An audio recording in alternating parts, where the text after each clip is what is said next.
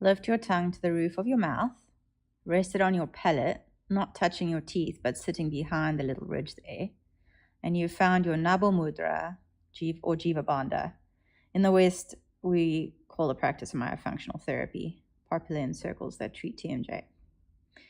A Sanskrit verse explains Nabho Mudra as follows. The yogi who stays constant in all aspects at all times controls the breath by placing the frontal part of tongue on the palate inside the mouth. It puts an immediate stop to all mental turmoil. All the diseases of the yogi are destroyed by the practice of this mudra. My own story around this practice began over 5 years ago, and I actually posted something on it in 2021 on our website under Jihva Bandha Myofunctional Therapy. There's many names for it. So when I began, I pulled my palate raw more than once and had to take breaks. This is not recommended. Finding out, well, I always knew that. I was very determined. So, because I knew. So from my practice, I noticed how tense my throat was, especially awkward posture, and to stretch the arms forward and maintain those triceps contraction revealed to me how tight the front of my throat was. And I was shocked, and I wanted it to end. So I started doing this. And then it came across my path, the advantages of a cleaner jawline, and that as we age, that piece between the chin and the throat tends to go droopy while we're letting our tongue hang down. So we pick the tongue up, and it has cosmetic benefits. So that remains highly motivating. Okay, so you got to figure out what motivates you. And of course, we all do the yoga because we want to feel good, but also we want to be fit.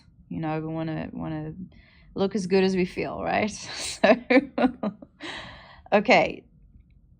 Tying into, it's not just the tongue, but the signals on the palate. There's channels connected to energy centers all over the body. The yogis have different names for, and it's like buttons, and we're resting our tongue on these buttons to activate these channels.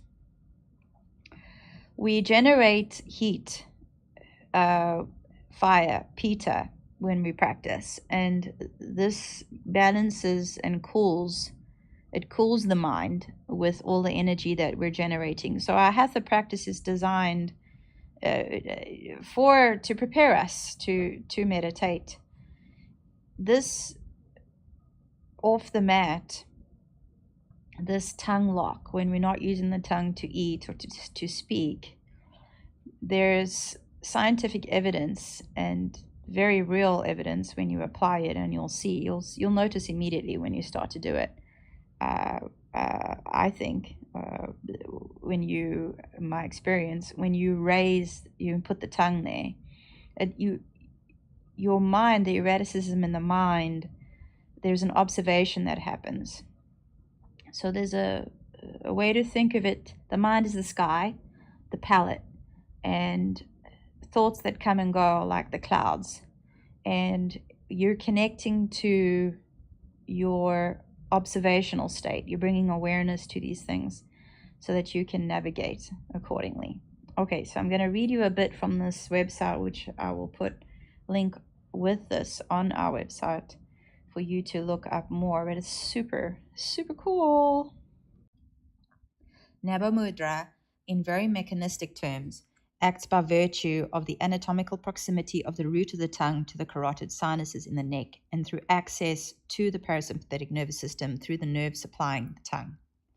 The pull at the root of the tongue acts by applying a subtle drag on these sinuses in the neck, causing them to react as though they have detected high blood pressure, with the result that the heartbeat and the blood pressure decrease. This leads to relief in stress response and overall physical mental relaxation. These carotid sinuses, as well as the sinus nerves, were well known in ancient times. This website continues to explain more of the medical and yogi benefit with quite a bit of jargon there.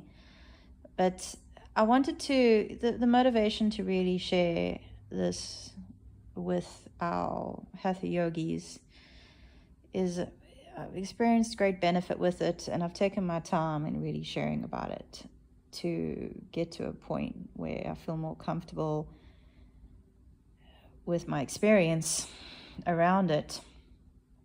And one of the things that I noticed along the way of applying it and having it become a space from where I function is that when you're building the muscle memory, I noticed like, why am I, I'm obsessing about this thing.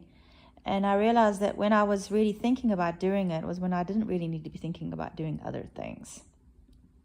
Doing the dishes, or I'm in the shower, or driving in the car, listening to music, listening to a friend speak, holding space for people I care about.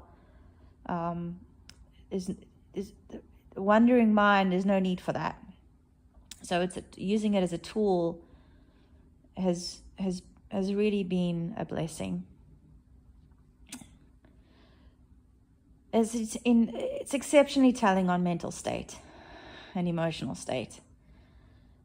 When you have a baseline of the tongue lock and an irritation comes along, then you have something, you have a connection with yourself underneath that irritation to go back to. You have a real knowing that inner space, and can go back to regulating your breathing, regulating your heart rate, so that you can respond from a place of awareness rather than emotional story.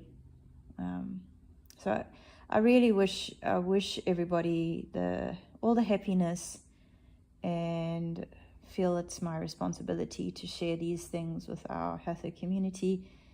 And there's more coming, as you can see, episode 1. lots to ponder on. How this applies in particular to awkward, we'll be posting on that, because that posture has and this technique has really highlighted the need for it. So I'll do a full body example and talk on that soon.